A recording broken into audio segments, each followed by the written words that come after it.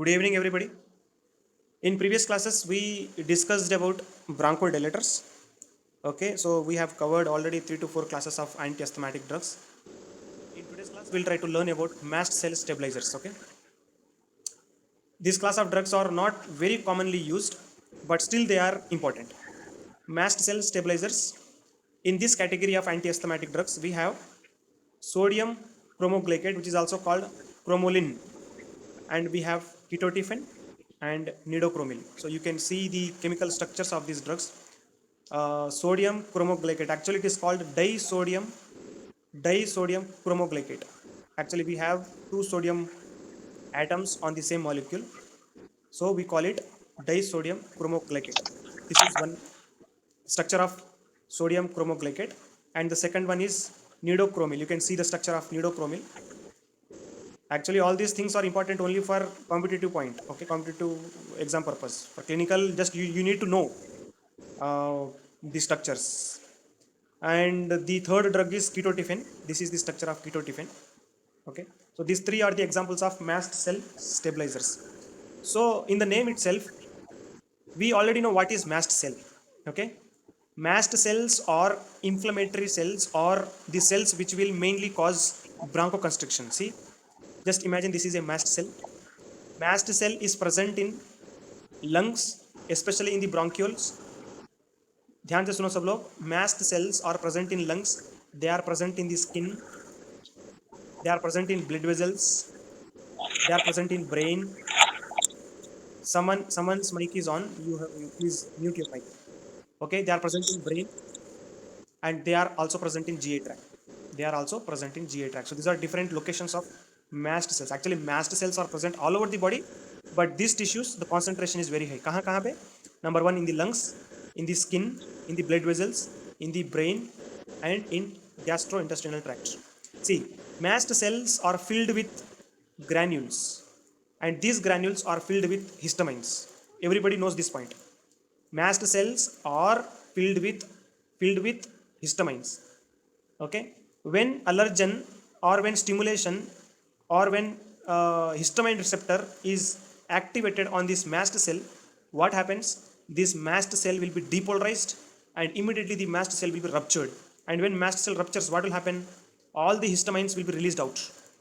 When histamines releases out, what happens? Along with histamines, prostaglandins, cytokines, and platelet aggregating factors. Okay, all these inflammatory mediators will be released. Especially histamine will be released.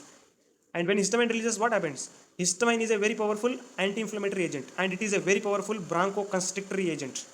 It causes bronchoconstriction. It dilates all the blood vessels, and it causes rhinitis, itching, inflammations, everything. Okay, this is the general physiology of asthma. When allergen stimulates the mast cell, histamines will be released out, and when histamine releases, it will show bronchoconstriction actions. If mast cells are activated in the lungs, it causes asthma. If mast cells are activated in the skin, it will cause allergic reactions. It will cause rashes all over the body on the skin.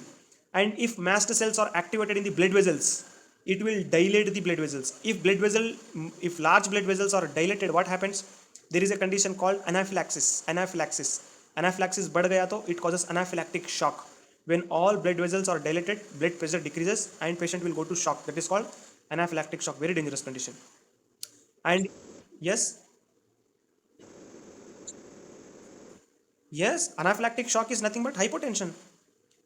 Anaphylactic, see, when blood vessels are dilated, it will cause hypotension further will cause anaphylactic shock. Hypotension ज़्यादा हो गया तो shock हो जाएगा patient को, and the hypotension due to allergic reaction is called anaphylactic shock. Simple. Okay, and in GI tract, if it causes, it will release excess production of acid, and further it causes peptic ulceration. And in the brain, anyways, blood circulation or leakage, or it may aggravate leakage of fluid in the cranial tissues, and it will cause cranial pressure. It will increase the intracranial pressure. Okay, so these are different effects of histamines on the different tissues. Now you see, we understood the location of mast cells, we understood what is the function of mast cell, and now we have some drugs called mast cell stabilizers. See, this is the cell membrane. Okay, this is the cell membrane of mast cell. Just now I told mast cell is stimulated when mast cell stimulates with the allergen. What happens? The mast cell will be depolarized. Okay, calcium or potassium or some positive ions will try to enter into the cells, and through that what happens? The mast cell will be depolarized and the histamines will be released out. This is the general physiology. Now mast cell stabilizers, what they do, mast cells will try to stabilize this membrane. It will stabilize this membrane and it will stop or inhibit the entry of positive ions inside the cell. That means it will stop entry of calcium ions or potassium ions or sodium ions, whatever, especially the positive ions. That entry into the histamines will be reduced or it will be stopped, and through that what happens? Histamines will not be released out, and through that what we can do? We will stop the release of histamines. Simply here mast cell stabilizers are the drugs which can decrease the release of histamines. They will decrease the release of histamines. There are some drugs which are called antihistamines. Have you heard about antihistamines? उसके बारे में detail में समझाऊंगा आपको. Okay, so mast cell stabilizers and antihistamines are very similar. Their actions are very similar. Action is similar but mechanism is different. Here they are stabilizing the mast cells, whereas antihistamines will directly inhibit the receptors, and through that they'll stop the release of histamines. Here these mast cell stabilizers are not acting on the receptor. They are stabilizing the membrane. Okay, mechanism is different hai, but action is same. I think you all understood the definition or the meaning of mast cell stabilizers, and in this we have 3 examples. Clear? And these are the chemical structures of these 3 drugs. I think this slide is clear to you all. Now you see, in previous days, पुराने जमाने में, actually this chromoline drug is obtained from a plant. Actually not plant, it is the derivative of Chellin करके एक product we have. So this is the structure of Chellin. Okay, this Chellin is obtained from this plant. The plant name is Ammi-Visnaga. Ammi-Visnaga is the plant. From this plant Chellin is obtained.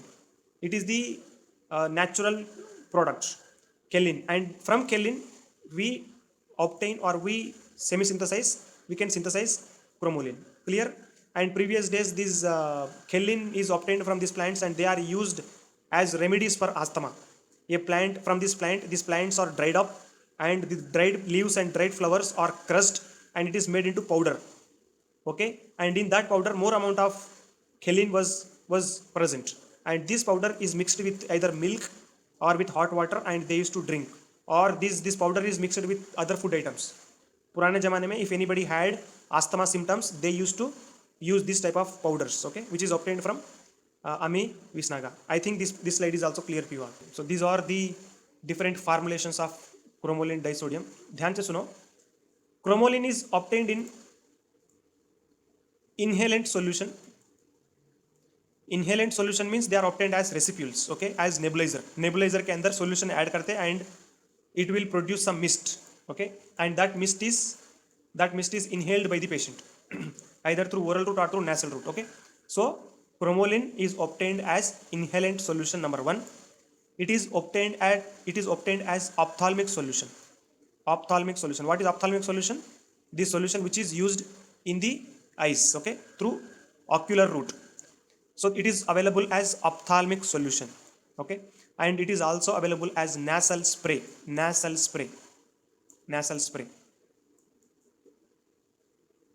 Okay, and finally it is available as oral solution. It is also available as oral solution. Now you see, here you should concentrate, everybody concentrate here. This chromoline solution is available as concentrated oral solution, right? So see, in 5 ml of solution, you can zoom and check the dose. In 5 ml of solution, 100 mg is present. 100 mg of drug is present in 5 ml, right? So this is available as oral solution. So if the physician prescribed oral solution to the patient, how will you suggest, or what counseling point you will suggest to the patient? Anybody from the class? 100 mg is present in 5 ml solution, right? So 1 ml solution contains 20 mg of drug, right? 1 ml contains 20 mg of drug, right? See, we have to take 1 ml of this concentrated solution, and 1 ml of solution is added with a glass of water. We have to dilute in the glass of water, and these solutions should be taken by the patient. We have to suggest like that. Wherever concentrated solutions, concentrated substances are there, always dilute them with the water and we have to use. ध्यान से सुनो, ध्यान से, you have to suggest to the patient like this. For Chromoline we don't have oral tablets. Why we don't have oral tablets? Why we don't have oral tablets? Because Chromoline has very poor bioavailability from GI tract. Chromoline has very poor bioavailability from GI tract. That's why Chromoline is not usually suggested through tablet form or through oral routes. This is one important point you have to remember. Okay. And number two, very very important point, these mast cell stabilizers, especially Chromoline, it is not used as bronchodilator. It is not a bronchodilator. It is not a bronchodilator. Actually, at the end of the action, it may show bronchodilation action, but it is not direct bronchodilator. And these drugs are not used as bronchodilators. If anybody has severe bronchoconstriction, अगर किसी को congestion है, bronchocongestion है, so the first line drug should be always beta 2 agonist, salbutamol or solmetron. So in that cases, these drugs are not suggested because these are not bronchodilators.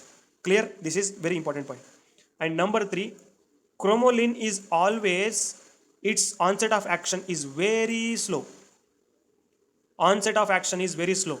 That's why in emergency asthma conditions, in acute asthma conditions, Chromolines are not commonly used. They are not drug of choice. Why? From the GI tract, they are not absorbed properly. They are not used as bronchodilators, and their onset of action is also very slow. That's why, because of these drawbacks, Chromoline is not used as first line agent for acute or usual asthma conditions. Okay, clear this point? Okay, so these are important points you should not forget. And one more important point, the actual mechanism of Chromoline. See what they do, they will stop the release of histamines, they'll stop the release of leukotrienes, and they'll also stop the release of prostaglandins and other cytokines from the mast cells. Okay, so these 3 to 4 points are important points for Chromoline. I think you understood the important points about Chromoline. अब देखो Chromoline के adverse effects क्या होंगे? What are the common adverse effects of Chromoline? ADRs for Chromoline. See, Chromoline is not absorbed from GI tract, so systemic effects are not seen. That's why the adverse effects for Chromoline are very rare. The adverse effects for Chromoline are very rare. अगर दिखा तो sometimes what happens, it may cause rashes. Okay, and most of the times Chromoline is used from the ocular route and from the nasal route. That's why it may cause irritation at the site of administration. Other than these actions, its adverse effects are very rare. Okay, so these are the important points about Chromoline कहीं भी आया ना तो you should remember these points. इससे ज़्यादा कुछ भी नहीं है. Okay, I think these points are clear to you all. Now we will go with the Ketotifen. See, Ketotifen is the another form of mast cell stabilizer. Its mechanism is also same like Chromoline, but for the in the formulations we have certain differences. Ketotifen is available as tablet form. Okay, it is available as tablet form. Usually 1 mg, 2 mg tablet form is there, and it is available as ophthalmic solution, same like Chromoline, and it is also available as syrup form. Okay, syrup. Chromoline was not available in syrup. Why? Why Chromoline was not available in syrup form? Who will tell? Very good. Chromoline GI absorption is very poor.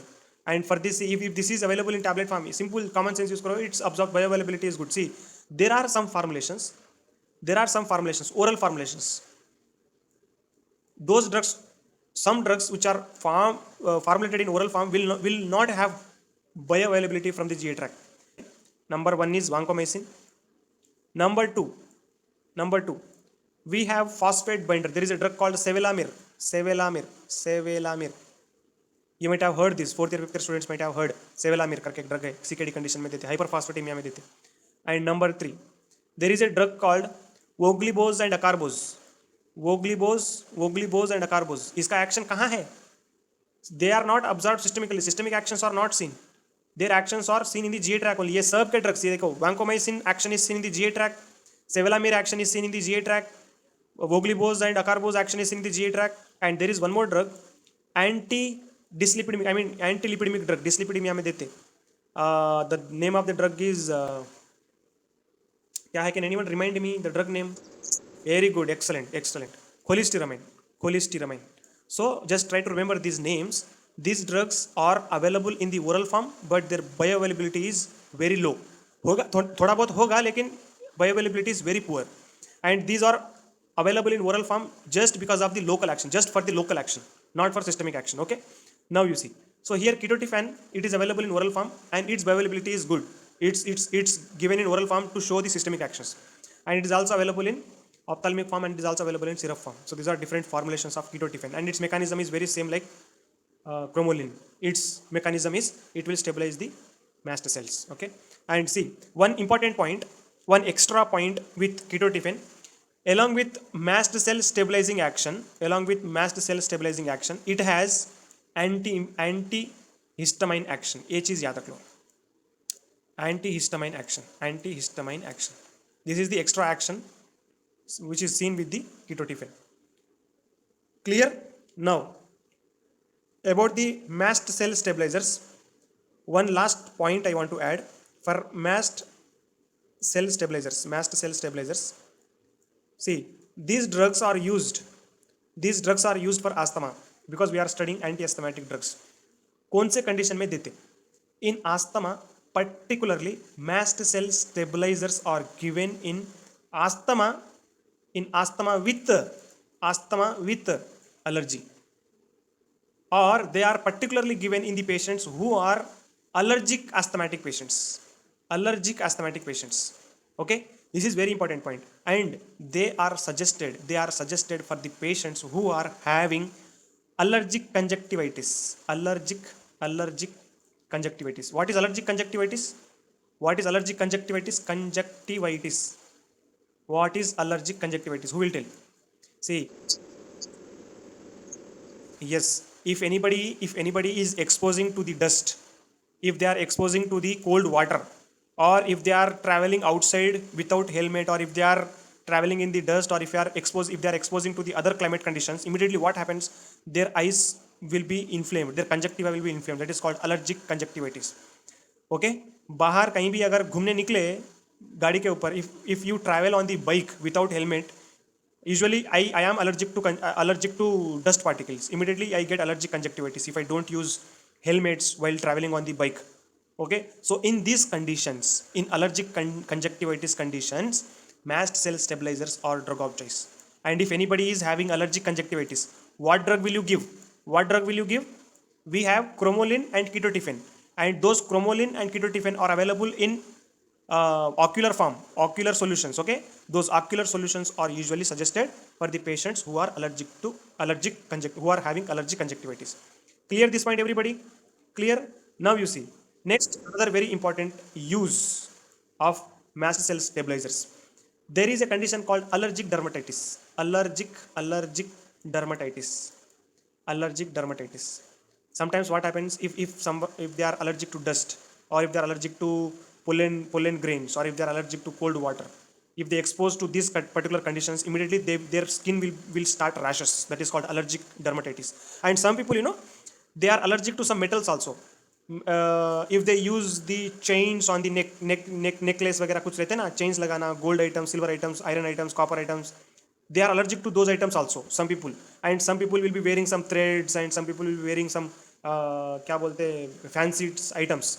So some people will be having allergic reactions to certain things.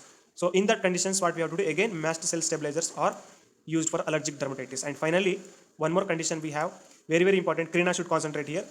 There is a condition called allergic rhinitis. Allergic rhinitis बोलते हैं, allergic rhinitis. So right now Krina is suffering with allergic rhinitis. I think, I don't think it is allergic. It may be viral rhinitis, or maybe bacterial rhinitis, or maybe something. But people will have allergic rhinitis if they expose to dust particles, or if they expose to cold climate conditions, or if they expose to some different kind of weather condition, they will develop rhinitis. So in that conditions also, mast cell stabilizers are drug of choice. And here in allergic rhinitis, we can go with nasal spray. And here see, for allergic rhinitis, actually Other than mast cell stabilizers, we have certain nasal decongestants which will release the symptom. Along with these mast cell stabilizers, we can go with nasal decongestants. Can anyone tell me one drug name which will act for allergic rhinitis, which is used as nasal decongestant? Can anyone tell me the drug name? Anybody from the class? Actually, they are adrenergic agonist. Adrenergic agonist. Adrenergic agonist. Xylometazoline, सुने नाम? Xylometazoline, oxymetazoline. Have you heard about oxymetazoline? Oxymetazoline. Have you heard about ephedrine? Ephedrine. Ephedrine. Have you heard about noradrenaline? Noradrenaline. All these drugs, if they are used in the nasal spray, if they are used through nasal route, all the blood vessels in the nasal route will be constricted very quickly. And by constriction of these blood vessels in the nasal cavity, actually in nasal congestion, nasal cavity में से पूरा mucus निकलते रहता, running nose, congestion, nose tightness, all those symptoms are seen just because of the inflammation or dilation of blood vessels in the nasal cavity. Nose block occurs just because of blood vessel dilation. Blood vessel dilation हो गया तो क्या होगा? Endothelial cell बीच gap ज़्यादा हो जाएगा and all the blood vessels will start leaking the fluid and it increases the mucus production. With that, what happens? The nasal polyps and all these tissues in the nasal cavity will increase their size and through that it will block the nose. तो यहाँ पे क्या करना? We can go with adrenergic agonist drugs. Oxymetazoline, xylometazoline, ephedrine, noradrenaline. एक nasal spray ले लिए तो क्या होगा? All the blood vessels will be constricted and the nose block symptom will be immediately relieved. फटाफट कम हो जाता. Okay, so nasal decongestants can be used for allergic rhinitis and along with that we can also use mast cell stabilizers as nasal spray. Okay, Chromoline we have nasal spray. Clear? So now Crina can use xylometazoline or oxymetazoline as nasal decongestants and along with this, if you find Chromoline nasal spray, in the pharmacy, you can use that also. So these two are the drugs you can use if patient is suffering with severe nasal congestion. Clear, Krina? Okay.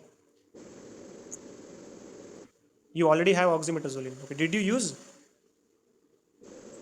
इसके तो problem हो जाएगा, उसके बारे में we'll discuss that later. Yes.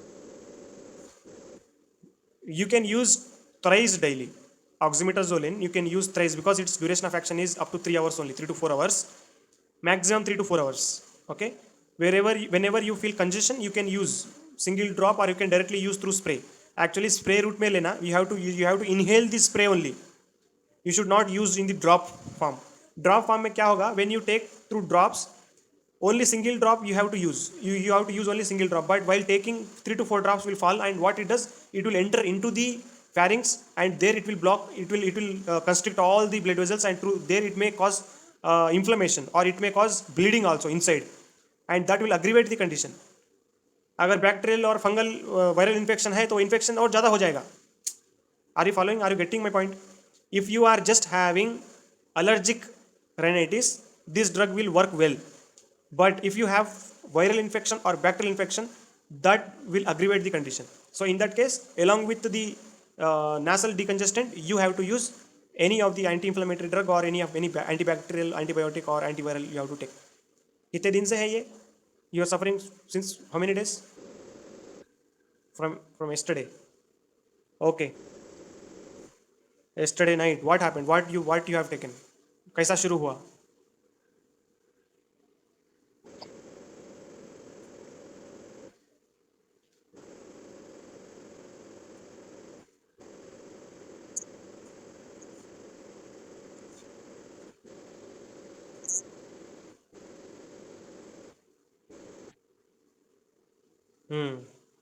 At the end of the lecture, I'll tell you the treatment strategy. Okay, you remind me. सोना मत. आज क्या करना? I'll tell you to relieve faster. Okay. Anyways, चलो. So far we have covered mast cell stabilizers. Mast cell stabilizers के अंदर you remember these two drugs, Ketotifen and Chromoline. Okay. One more also was there. Nidocromil. This nidocromil we don't use actually. This drug we don't use in the hospital. Okay. Now, the fourth category of anti-asthmatic drug is glucocorticoids. This is very, very important and very, I think in last class, I think we studied few concepts and we left. In today's class, I'll cover everything about glucocorticoids. सब लोग ध्यान से सुनो. Everybody should stay. Okay? Are you all ready? Are you all there? Everybody? सब लोग है? सब लोग है? हाँ हूँ बोलते रहना. No one should sleep. Okay? See, I'll come with some basic points. First of all, let us see the classification of glucocorticoids. Actually, इसमें classification बहुत बड़ा है, but only for asthma purpose. For asthma purpose, we have only two classes. In that, we have some drugs which are used as inhaled corticosteroids. They are very famously called as inhaled corticosteroids. ICS बोलते. ICS are very very important drugs and very very effective drugs. Very very effective drugs for ICS are very very effective drugs for asthma and also for COPD. Okay, these drugs are very very effective drugs. Effective means important. Okay, and in inhaled glucocorticoids we have beclomethasone, we have budesonide, very important, budesonide, and we have fluticasone and cyclisonide. Okay, so this is prodrug actually. Cyclisonide is a prodrug. ये ज़्यादा नहीं use करते hospital में. It is a prodrug. Okay, we commonly use budesonide and fluticasone. These two are very important. And beclomethasone also. Okay, in pulmonology department, or if anybody is facing bronchoconstriction or inflammation or emphysema or COPD or asthma, these budesonide and fluticasone, these drugs are very very commonly used as inhalant corticosteroid. Especially they are used as inhalant form. Okay, and along with inhalant form, systemic route may be dete. They are available as injection. They are also available as tablet form. Okay, and here for systemic form we have hydrocortisone, we have prednisolone, we have methylprednisolone, we have betamethasone, long acting drugs bolte, long acting corticosteroids, and we have dexamethasone. Betamethasone and dexamethasone are long acting drugs. They are also used in asthma, but for long action, and they are having more adverse effect also. That also we will see. Okay, so these are the two categories of glucocorticoids. In that we have inhalant corticosteroids and systemic corticosteroids. Okay, now you see, let's go back with some basic points to understand clearly about corticosteroids. See, we have kidney. I'll go very fast. On the top of the kidney we have adrenal gland. This point everybody knows. Okay, adrenal gland has two tissues. One is adrenal medulla. Inside the adrenal gland we have adrenal medulla which synthesizes adrenaline, and on the top of the adrenal gland the encapsulated tissue is called adrenal cortex. Clear? So in adrenal cortex we have three tissues. This point I repeated many times, just it is a kind of revision for you. In adrenal cortex we have three tissues. Number one, we have zona glomerulosa, we have zona fasciculata, and we have zona reticulata. Okay, zona glomerulosa will release mineralocorticoid which is called aldosterone. Okay, zona fasciculata will release glucocorticoid which is called hydrocortisone. Okay, hydrocortisone. So these are the glucocorticoids. Glucocorticoids are released from zona fasciculata of adrenal cortex. And third tissue we have zona reticulata which will release androgens. Okay. Now you see, hydrocortisone is released from zona fasciculata, right? The drugs which are very similar to hydrocortisone or the hydrocortisone analogs are glucocorticoids. In this we have, these are synthetic forms. Hydrocortisone is natural form which is released in the body, and these forms are synthetic forms which are synthesized in the laboratories. In that we have inhalant glucocorticoids and systemic glucocorticoids. Clear? Now you see, you understood the importance of this, I mean from where these glucocorticoids are released in the body. Now you see, I'll try to explain you the actions. First of all, we will understand the actions of glucocorticoids. Glucocorticoids कहाँ से release होते हैं? They are released from the zona fasciculata of adrenal cortex. Clear? So we are studying about the glucocorticoid actions. Clear? In these examples also we have seen. Now you see, we will start the actions one by one. The first action of glucocorticoids on the metabolism. सब लोग ध्यान से सुनो. किसी को doubt आया तो immediately you should ask. Unmute your mic and you have to ask. What is the action of glucocorticoid on the metabolism? In metabolism, especially we have, they are acted mainly on three kinds of metabolisms. Number one, on the protein metabolism, they'll act on the protein metabolism, they'll act on the carbohydrate metabolism, and they'll also act on the fat metabolism. Okay, metabolism is nothing but chemical reaction. Sometimes in chemical reactions we have breakdown reactions and we have build-up reactions. Breakdown reactions are called catabolic reactions and build-up are called anabolic reactions. Both summarizing is called metabolism. Okay, see, actions of corticosteroids, especially glucocorticoids, on metabolism, on protein metabolism. Glucocorticoids will increase protein lysis or it will increase proteolysis, and through that what it does, it will damage the muscles or it will cause muscle breakdown. On the protein metabolism, it causes catabolic protein reactions. It increases catabolic protein reactions. That means one protein is broken down into amino acids. It is breaking proteins.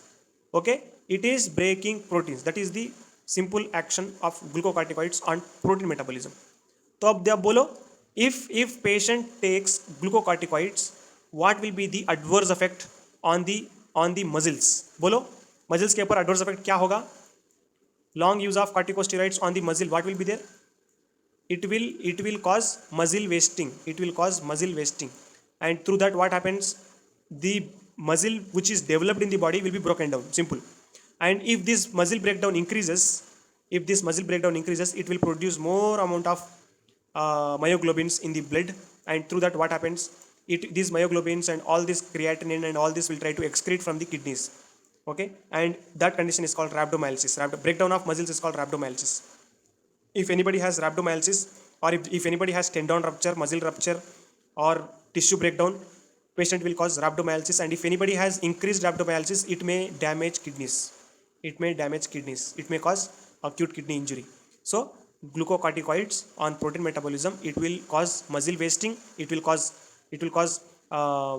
rhabdomyolysis, and it may cause kidney injury. Okay, this is clear. And next, on carbohydrate metabolism, it will increase glucose levels in the body. Simply, it will increase glucose levels in the body. And on fat metabolism, it will displace the fat from one place to another place. From the abdominal area, the fats which are present in the abdominal area, that will be displaced into the back of the trunk, and it may cause buffalo hump. These are the different actions of glucocorticoids on the metabolism. First action clear, everybody? First action clear, everybody?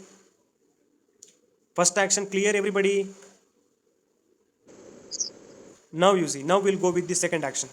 सब लोग ध्यान से सुनना. This action I think we have discussed in the earlier classes. Now you see, action of glucocorticoids on the immune system. Actions of glucocorticoids on the immune system, that is the second action.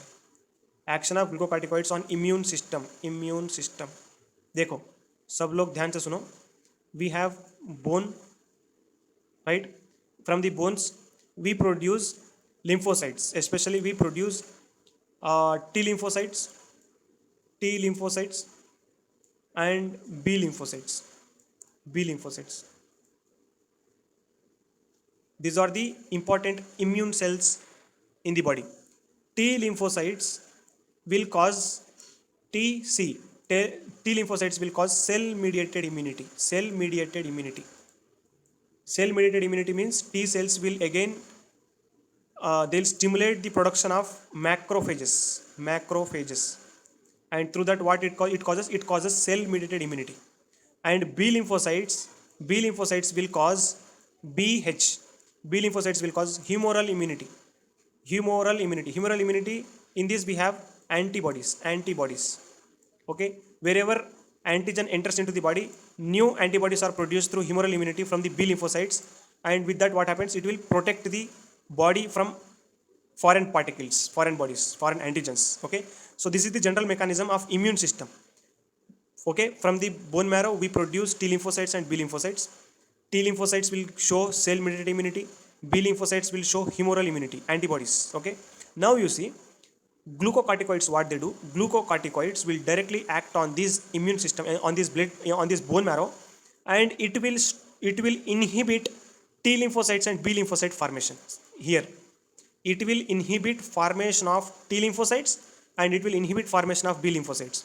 अब T lymphocytes B lymphocyte formation नहीं हुआ. If T lymphocytes and B lymphocytes formation decreases, if this formation stops, what happens? Cell mediated immunity, macrophages are not produced, Humoral immunity antibodies are not produced, and through that what happens, patient will face immunosuppression, and through immunosuppression what will happen, patient will have high risk of infections, high risk of infections, and immediately patient will develop all kinds of fungal infections, particularly fungal infections. Bacterial infection भी हो सकता है, bacterial also can be possible. So glucocorticoids, second action of glucocorticoids is it will act like immunosuppressant. It will act like immunosuppressants. Actually, there are some conditions where we need some drugs called immunosuppressants. So in that conditions, glucocorticoids are very commonly used and very effective drugs these are. इसके pharmacokinetics I'll explain you. This is the second action of glucocorticoids. ये actions पूरे याद रख लो. At the end, adverse effects will come. If you use corticosteroids in asthma and in different conditions, what adverse effects are possible? I'll ask you. You should tell me. Everybody understood second action of corticosteroids? Yes. Now we'll go with the third action of corticosteroids. Third action of corticosteroids. ध्यान से सुनो, ये बहुत important है. Third action is very very important. See, corticosteroids will have strong anti-inflammatory action. Anti-inflammatory action. This is the third action. Corticosteroids are called strong anti-inflammatory agents. This is the third action. ध्यान से सुनो सब लोग ध्यान से सुनो. See, this is cell membrane, right? This is cell membrane. Cell membrane is made up of phospholipid bilayer, right? Cell membrane is made up of phospholipid bilayer. Like sandwich, cell membrane model आप लोग already पढ़े होंगे. Okay, while discussing about the cells, I already explained.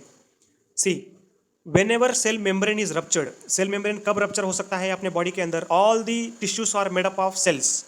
Whenever our body experiences infection with bacterial infection, fungal infection, viral infection, in those all infection conditions, bacteria, fungi, virus, they'll invade the cells and they'll damage the cell membrane. That is first condition, cell membrane will be ruptured. And sometimes the mechanical injury cut हो जाते, चोट लग जाता, inflammation हो जाता. That is second reason of rupturing cell membrane. And sometimes radiation, if ultraviolet rays are exposed, it will damage the cell membrane. Or sometimes the chemical exposure, acid लग जाता. Okay, in that cases also cell membrane will rupture. So these are different causes. इससे भी दूसरे causes भी है बहुत सारे. So all these causes, what they'll do, they will rupture the cell membrane. Well, when cell membrane ruptures, all the phospholipids in the body, I mean the cell which is ruptured, the phospholipids will be exposed. These phospholipids will not present in one place only. What happens? These phospholipids should metabolize, no? These ruptured phospholipids will be metabolized by a very important enzyme which is called phospholipase A2. Phospholipase A2 converts these phospholipids, phosphates रहते and lipids रहते. These are the complex molecules. These phospholipids are broken down into simple fatty acid, which is called arachidonic acid. Complex fatty acids, I mean complex fats, phospholipids are broken down into simple fatty acid through phospholipase A2. And this arachidonic acid further metabolizes by some important enzymes. We have LOX enzyme, lipoxygenase, and we have COX enzyme, cyclooxygenase. LOX enzymes will convert arachidonic acid into leukotrienes, and COX enzyme converts arachidonic acid into prostaglandins. Okay, these leukotrienes and prostaglandins, these both are inflammatory mediators, and these inflammatory mediators, they'll cause pain, fever, inflammation, rashes. Okay, they'll increase the body temperature, they'll cause triple reaction बोलते, flare, redness, edema, ये सब करेंगे. Okay, so all these inflammatory mediators will cause all these physiological changes in the body. Now you see, this is the general physiology. I think you all understood the general physiology. Now corticosteroids will go and corticosteroids will inhibit this enzyme. Actually, these corticosteroids will produce one compound called lipocortin करके compound होता. This lipocortin is produced. See, when corticosteroids falls on the, when corticosteroid falls in the cell we have nucleus. Actually, corticosteroids will fall on the nucleus के ऊपर receptors we have. This nuclear receptor is activated and it will cause transcription, translation, and it will produce some particular proteins. Those proteins will synthesize lipocortin. This lipocortin will go and inhibit this enzyme. Which enzyme? Phospholipase A2. When phospholipase A2 enzyme is inhibited, arachidonic acid is not synthesized. When arachidonic acid is not synthesized, leukotrienes and prostaglandins are not synthesized. When these two are not synthesized, it will not cause any kind of inflammation. That's why corticosteroids, I mean glucocorticoids, are strong anti-inflammatory agents. This is the third action of glucocorticoids in the body. Glucocorticoids are anti-inflammatory agents. They are strong anti-inflammatory agents. How? They will inhibit the phospholipase A2 enzyme, and through that they'll decrease the production of leukotrienes and prostaglandins. Clear everybody? This is the third action of corticosteroids. Clear everybody? समझ गए सब लोग this third action? Very good. Now we'll go with the fourth action. किसी को doubt है तो फटाफट पूछना. And if you already studied this point, just it is a kind of revision for you, okay? If you know already, just listen. Clarity मिल जाएगी आपको second time सुने तो. अगर हम कुछ गलत बता रहे तो immediately you should rectify my mistakes, okay? No one is perfect in this world. Sometimes even I may confuse. अब देखो देखो, now 3 actions we have discussed. Now fourth action on cardiovascular system. In cardiovascular system, what we have heart and blood vessel. We have heart and blood vessel, right? Composition of heart and blood vessel is called cardio means heart, vascular means blood vessel, both, and along with this blood also. These 3 contains cardiovascular system. So what will be the action of glucocorticoids on cardiovascular system? ध्यान से सुनो. On cardiovascular system, actually indirectly they have so many mechanisms, but direct mechanism, ultimately what corticosteroids does, they will cause hypertension. They will actually, corticosteroids, what they do, they'll increase the retention of sodium and water, and through that what happens, when water and sodium is increased, reabsorbed from the body, blood volume increases, and through that again it will cause hypertension, okay? So ultimately what it is doing, it is causing hypertension. This is first action. And number 2, on cardiovascular system, glucocorticoids will aggravate congestive cardiac failure or congestive heart failure. There is a condition called congestive heart failure. Left ventricular ejection fraction कम हो जाना, right ventricular ejection fraction कम हो जाना. There is a condition called LVEF less than 50%, less than 40%. Usually in hospitals you will be seeing all these conditions, okay? That is called congestive heart failure. Heart will not function properly, it will not eject the blood out properly. So it will what it does, it will aggravate the congestive heart failure. If anybody has congestive heart failure, we should never prescribe glucocorticoids, okay? This is the second action. By through this what it does on the cardiovascular system, it will cause hypertension and it will aggravate congestive heart failure. Simple. ये चीज याद रख लो. This is the fourth action of glucocorticoids in the body. And now fifth action. I think everybody are following. No one should sleep. अगर if you are getting sleep, पानी वानी चाय Y पीते रहना, okay? See, now fifth action. ध्यान से सुनो. Fifth action is very important. On the gastrointestinal tract. What is the action of corticosteroids on the gastrointestinal tract? ध्यान से सुनो सब लोग. On the gastrointestinal tract, glucocorticoids will cause peptic ulcer. Why corticosteroids will cause peptic ulcer? Can anyone tell me? Anybody from the class? Why corticosteroids will cause peptic ulceration in the GI tract, in the stomach? Suno. See, just now I told you, corticosteroids will decrease the production of prostaglandins, right? Just now I told corticosteroids will decrease the production of prostaglandins in the body. See, actually, see, these prostaglandins are very important in the GI tract. Just imagine this is stomach, okay? In the stomach we have some parietal cells. On the parietal cell we have prostaglandin E2 receptor, okay? When prostaglandin falls on the prostaglandin E2 receptor in the stomach, it will stop or it will decrease the production of acid from the stomach. It will decrease the production of acid from the stomach, and through that what it does, it will protect the GI mucosa and submucosa layer. It will protect the mucosa of the GI tract. It will protect mucosa of the GI tract. Now you see, when corticosteroids are given, corticosteroids will inhibit prostaglandins. Prostaglandin synthesis was not seen. In the absence of prostaglandins in the body, the prostaglandin E2 receptor in the stomach is not stimulated. That means it is inhibited. When this receptor is inhibited, what happens here? The protective action or decreasing action of HCl will be stopped, and what it will do? It will cause release of HCl from the body. It will cause release of HCl from the body. When corticosteroids are given in the GI tract, it will increase production of acid from the stomach, and through that it will aggravate peptic ulceration. How many of you understood this point? किसी को doubt है तो बोलो. I think everybody understood the fifth action of corticosteroid. Are you all following me?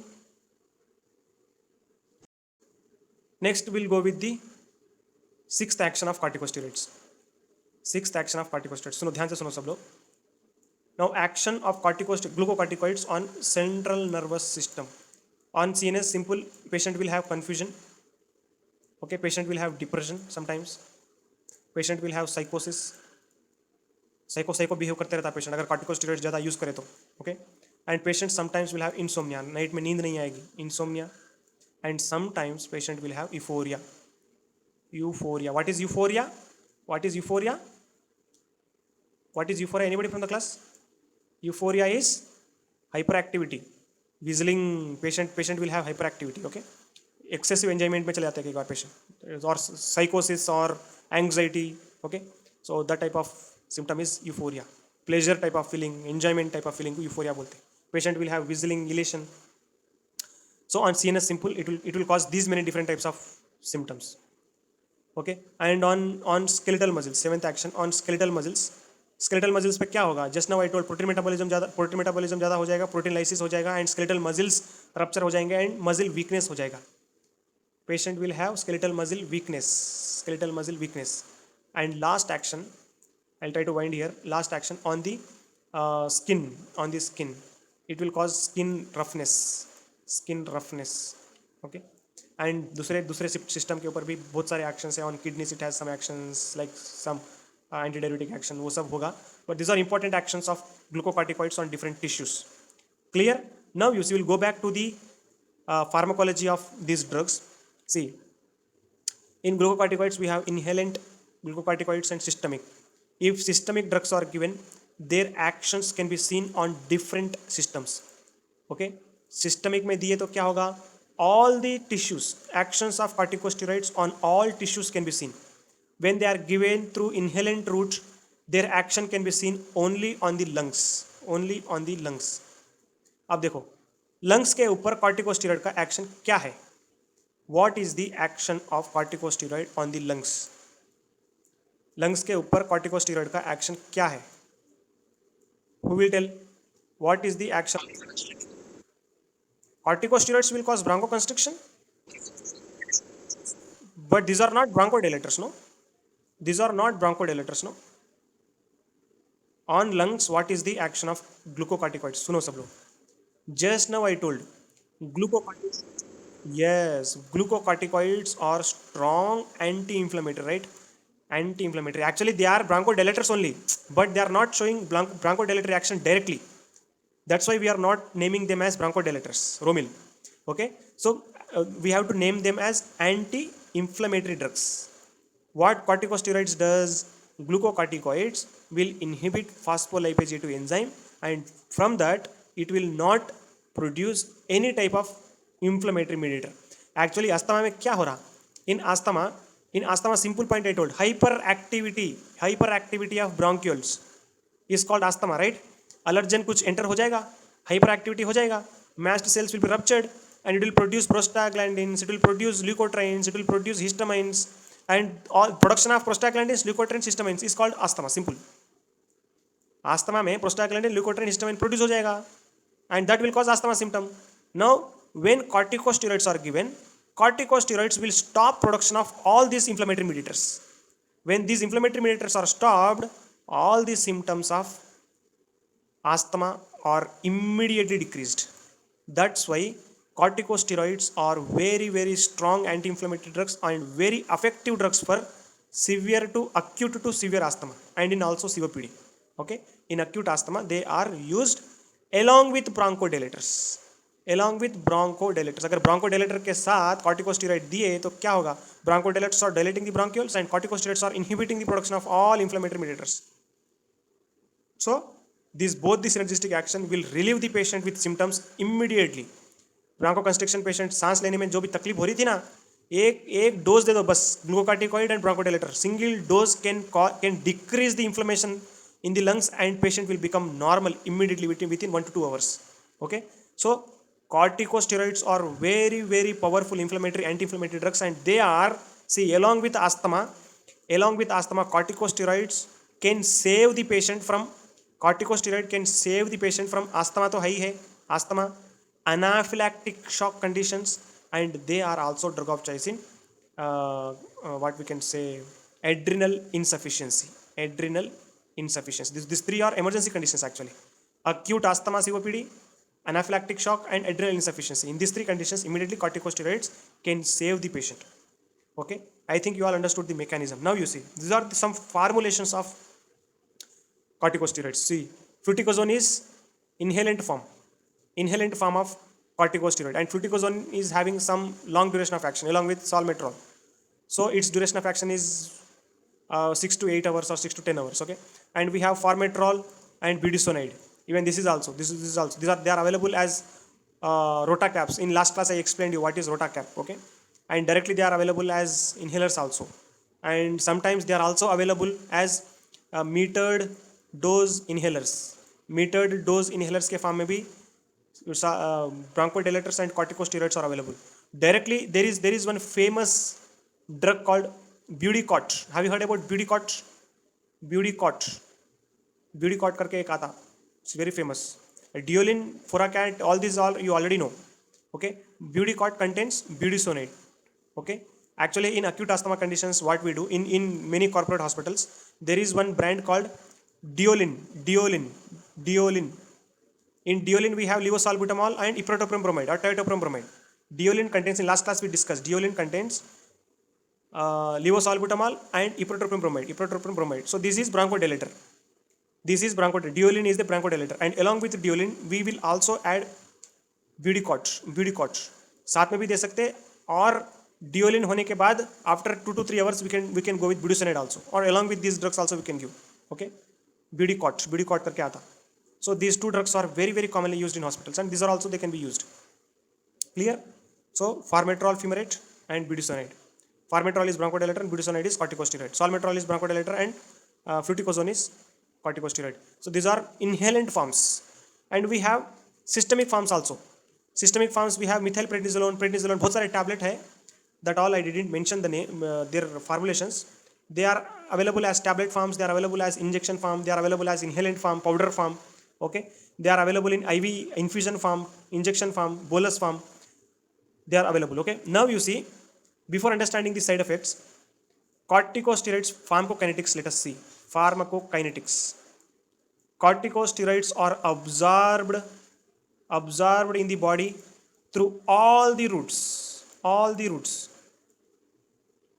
Skin के ऊपर अगर on the skin if you apply these corticosteroid creams or anything, they will absorb from the skin. If they are applied or if they are administered through eyes, from the eyes also they will be absorbed. If they are given through oral route,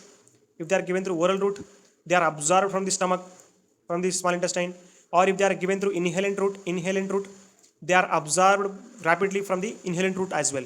So जो भी route में दो, absorption बहुत easily होगा. Why absorption of corticosteroids are very good? Because they are lipophilic. That's why their bioavailability is very high. Their bioavailability through all the routes is very high. They are absorbed very well from all the different routes. Clear? And see, when corticosteroids are given, sometimes they will be having protein binding on the proteins. Actually, long acting drugs like we have betamethasone and dexamethasone, they have high protein binding capacity. That's why they are long acting, and few of them will have very low protein binding capacity.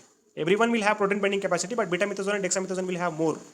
And when they are entering into the systemic circulation, from the systemic circulation they enters into the liver, and in the liver they will be metabolized. They will be metabolized in the liver, and metabolic end products, metabolic waste products will be excreted through urine. Okay, this is the pharmacokinetics. Very simple. This is the pharmacokinetics. And now you see, very important point I, I want to add here. See, when corticosteroids are given, when corticosteroids are given through inhalant route, when corticosteroids are given through inhalant route, they are particularly they are particularly showing action in the bronchioles. When they are given through pulmonary route, or they are given through inhalant route, they'll show action particularly on the lungs. And when they are given through oral route, when they are given through oral route, in the stomach they'll be absorbed, from the stomach they'll be absorbed, and they'll be entering into the blood vessels, and they will show actions on different tissues, all the tissues. Now you should tell me, now you should tell me which kind of drugs are safe. Are inhalant corticosteroids safe or systemic corticosteroids safe? ICS safe है या SCS safe है? बोलो. Inhalant corticosteroids are safe or systemic corticosteroids are safe? Which drugs are safe? Very good. Inhalant corticosteroids are safe. Why? Because they will particularly show action on the lungs only. But see, from the lungs also they have ability. They can cross. They can enter into the systemic circulation, and they'll enter into the blood. And from there also they can show systemic action. But systemic action दिखाते दिखाते suddenly it will be metabolized from the liver. उतना chance नहीं देगा. Liver will not give them chance to show systemic actions. Okay, and see, most of the drugs which are given through inhalant route are having very very low duration of action. जो भी अपन inhalant use में use करते हैं, fluticasone, what we have budesonide and fluticasone, and these drugs will have very low duration of action. That's why their systemic side effects are not seen. And when they are given through systemic route like oral route or through IV route or through IV infusion, in that cases systemic side effects होने के chances ज़्यादा है. अब देखो systemic adverse effects क्या है. सब लोग very very carefully you have to listen. I'll quit in 5 minutes. Listen carefully everybody. What are the systemic adverse effects of corticosteroids? Corticosteroid overuse करे तो क्या होगा? If overuse of corticosteroids are done, patient will have muscle breakdown, severe muscle loss, patient will have severe infections, patient will have severe infections, and through that what happens, patient may develop TB, patient may develop HIV infections, patient may develop opportunistic infections, pneumonia. Okay, so many types of infections can be seen. And see, if long-term use of corticosteroids, it may also cause peptic ulceration in the GI tract. Mechanism we have already seen, and it will cause bone damage, bone rupture on the bones, and it will cause confusion on the CNS system. Confusion रहता है patient को, and it causes skin-related problems on the dermal tissues, and on the fats and carbohydrate metabolism. It will increase the glucose levels, and it will aggravate diabetes mellitus. Very very important. So these are all the adverse effects of systemic corticosteroids. अगर systemic corticosteroids ज़्यादा use करें तो it will cause all this muscle breakdown होगा, infections होगा, peptic ulcer होगा, bone damage होगा, confusion होगा. Okay, patient will have diabetes and patient will have gastritis. All these things can be seen to the patient if they use corticosteroids chronically. Those are systemic actions. Now you see, here we have some adverse effects with inhaled corticosteroids. Inhaled corticosteroids के adverse effects क्या है? ध्यान से सुनो सब लोग. On the local tissues, particularly in the buccal cavity and in the lungs, it may cause dysphonia. It may cause dysphonia. What is dysphonia? Anybody from the class? What is dysphonia? It will cause harshness of voice. It will cause harshness of voice. It will cause pain during speak, or it may change the intensity of voice. Okay. It will cause dysphonia. It will cause oropharyngeal candidiasis. Very important. अगर corticosteroids are accumulating in the buccal cavity, in the lungs, what it does? It will cause immunosuppression, no? And through that what happens? Oral candidiasis होने के chances ज़्यादा है. And if anybody is having oral candidiasis, to prevent oral candidiasis, if anybody is using corticosteroids in inhalant way, we have to suggest the patient to rinse the mouth immediately after using corticosteroid. Corticosteroid inhalation लेने के बाद, spray लेने के बाद, 5-10 minutes के बाद, what you have to advise the patient to rinse the oral cavity properly. Okay, mouth wash करना, rinse करना, that precautions you have to advise to the patient to prevent oropharyngeal candidiasis. Clear? And patient may have cough sometimes. is very rare, but it may cause cough. And all these are systemic side effects. Systemic side effects already we have seen. Adrenal suppression होके suddenly अगर देखो, it will cause adrenal suppression. Why it causes adrenal suppression? See, corticosteroids are released from the adrenal gland, right? When external corticosteroids are used, external corticosteroids will go and show negative feedback on the brain, on the pituitary, and pituitary will stop producing ACTH. ध्यान से सुनो सब लोग. External corticosteroid, what it does? External corticosteroids will inhibit ACTH in the body, and when ACTH is inhibited, ACTH का action क्या है? It will nourish the adrenal gland. Adrenal gland will be nourished by ACTH only. ACTH stimulates the adrenal gland to grow. When external corticosteroids are used, ACTH is not produced. So in the absence of ACTH, adrenal gland size slowly it will decrease. Adrenal gland size decreases slowly in the absence of ACTH when corticosteroids are used from the external sources. So if suddenly corticosteroid is stopped, what will happen? Adrenal gland is not in a position to produce adrenal hormones, no? Corticosteroid suddenly रोक दिए तो क्या होगा? Actually ये जो adrenal gland है, it was totally shrinked, it was not stimulated, उसका size पूरा कम हो गया, तो adrenal gland will not be in a position to produce hydrocortisone. So what it will cause? Adrenal insufficiency, which is very dangerous condition, and patient will have withdrawal symptoms and patient will have severe condition. That's why if corticosteroids are used chronically, we have to slowly taper the dose. Slowly taper करके we have to stop. Slowly taper करें तो क्या होगा? Slowly ACTH will start releasing, and slowly ACTH will start action on the adrenal gland, and slowly adrenal gland will be activated. Okay, and then at the last dose, if you stop, adrenal gland will be in a position to produce the endogenous corticosteroids. Okay, so adrenal insufficiency होने के chances है. Growth suppression, bone suppression हो जाएगा, muscle suppression हो जाएगा, and bruising. What is bruising? You know, bruising is blood vessels, पूरे blood vessels will have inflammation, and the skin will have what we can say, the rashes. Inside the skin we have rashes, that is called brushing. Bruising बोलते हैं उसको. And patient will have osteoporosis. Why osteoporosis? Because bone is getting damaged. And see, this is very important. Overuse of corticosteroids may cause cataract. And it will cause glaucoma. And metabolic abnormalities, glucose बढ़ा देगा, diabetes आ जाएगा, insulin sensitivity कम हो जाएगी, insulin resistance हो जाएगा, and patient will develop diabetes mellitus, and triglycerides also will be elevated. And psychiatric disturbances, just now I told, patient will have euphoria, depression, confusion, psychosis. And pneumonia is very important. Not only pneumonia, tuberculosis, all fungal infections, viral infections, कुछ भी हो सकता है. सबसे ज़्यादा pneumonia होने के chances है. Corticosteroid जो patient ले रहा है, if any patient is using corticosteroid chronically, you should not advise the patient to visit the hospitals. You should not advise the patient to visit the infected patients like pneumonic patients, TB patients, HIV patients. उनके साथ अगर मिलजुल के friendship करें ना, तो corticosteroid already it is causing immunosuppression.